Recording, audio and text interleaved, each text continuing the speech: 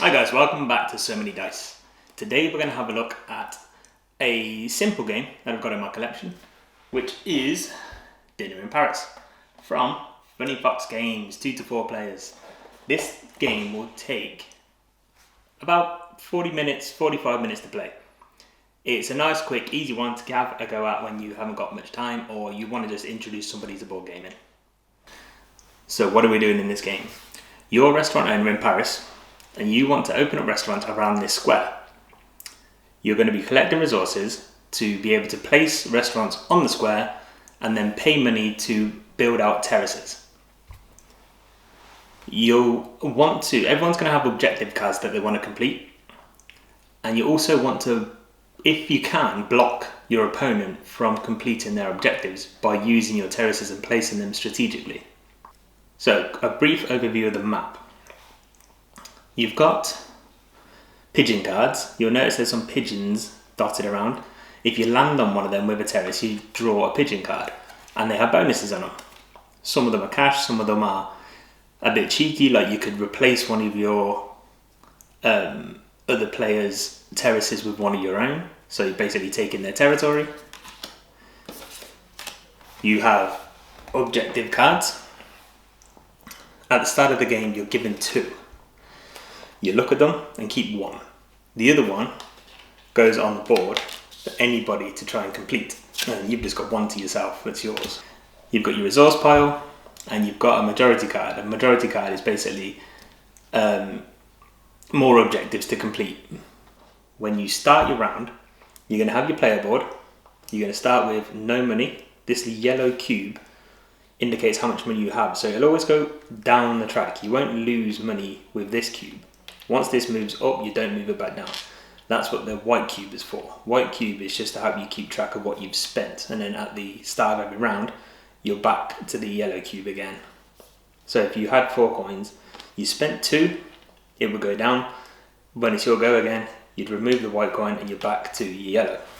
Everybody has these grids, these rows, full of terraces. You'll collect resources to try and build the building. So the fritter will cost you 2 bags of potatoes. You can play it onto the board. Remember to put your name on it, your colour, and if it was going to give you any coins, it would indicate it here. The fritter doesn't, unfortunately, but it does give you 2 victory points. Save that for the end of the game. You'll notice these white lines. That's how much the terraces cost. So these ones are already on the board. But if I was to play one of these terraces, it would cost me 1 coin. So you'd move your tracker down 1 to pay for it. And you'll notice as it goes on, they get more and more expensive. So to place a frittery, it's 2 bags of potatoes. To place a gastronomique, which is the biggest building in the game, where is it? This behemoth. That will be 1, 2, 3, 4, 5, 6, 7. 1, 2, 3, 4. Yeah, 7. I can count. 7 resources. So on your round, on your go, you'll look at your resources and see what you can do. I'll put them here so you can see what I've got. And right now I can't do much. So I would pick up cards. I'd pick up the coin because that's fast cash. We always like a bit of fast cash. Now I tend to track the coins with the white cube rather than the yellow. The yellow I leave for my buildings. You're allowed to pick up multiple cards if you're only going to pick up, right? So, is that smart? No. 2 bags of flour. Okay. So I'll do that. Replenish the stack whenever you pick up. If you end up pulling out cards and there's 3 of the same, you literally take them all off, put them in the discard pile and pull out new cards. Because we don't want everybody just having to get stuck with the same resources if no one wants them. Sometimes you'll get unlucky and there's 3 coins and then it's like, and you lose 3 coins back into the discard pile. That's sod's law. So, if you can, you pay resources to get buildings out. Once the buildings are out, you then pay money to get out your terraces. And how the terraces work. simply put them, you have to start by putting them outside your building. You can't just place them randomly. They have to start outside somewhere shop front, right? So if you look here, for example, they started coming out from their building and then they've branched off to try and complete some objectives. Like you can see on this card right now, it has most terraces around bands. So they have terraces around both bands. So clearly that was a strategy. You have to place your terraces next to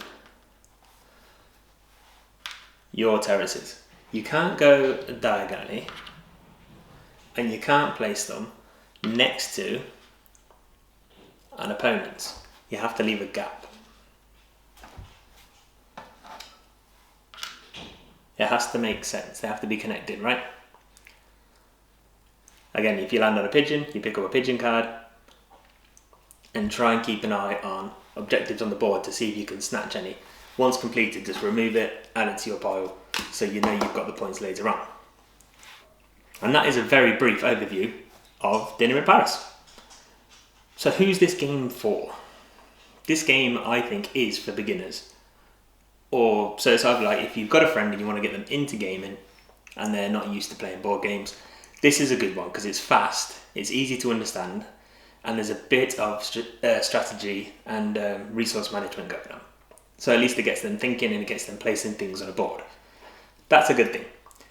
I don't think this is for any experienced or advanced gamers just because I think it's a bit too simple. That's it, simply. I think beginners or people with not much time, maybe it's just for foodies, you know, people that love food or people that just generally love Paris. There you go, that's a market, right? If that's you, this game could be up your alley. But it is a simple game, it is fun. Somebody bought this for Christmas and we've played it a bunch of times. In the early days, it was something quick just to have a go at and get used to playing games before we got stuck into things like what's currently taking up my entire dining room table, Frostpunk. Normally I sit over there to do games and that thing has literally taken up the whole table, and that table can seat 8 people, hence why I'm now on the breakfast bar. Anyway, that was Dinner in Paris. Hopefully you learned something, hopefully you enjoyed it and it was simple to understand. Right, endgame scoring is figured out with buildings on the board, so you look at how many buildings you've got out and how many victory points they're worth. You've got these lines of terraces, it's the far right number you care about with an empty slot. So 9, 18. This is a plus coin, so every now and then you'll come across locations that will just give you extra cash. And also your objective cards. If you've completed any of those, they go towards final score. And that is it in a nutshell. Dinner in Paris. Thank you for watching once again. Like, comment, let me know what you guys are playing, let me know if you've played this game or what you think of it, and I'll catch you in the next one. See you soon.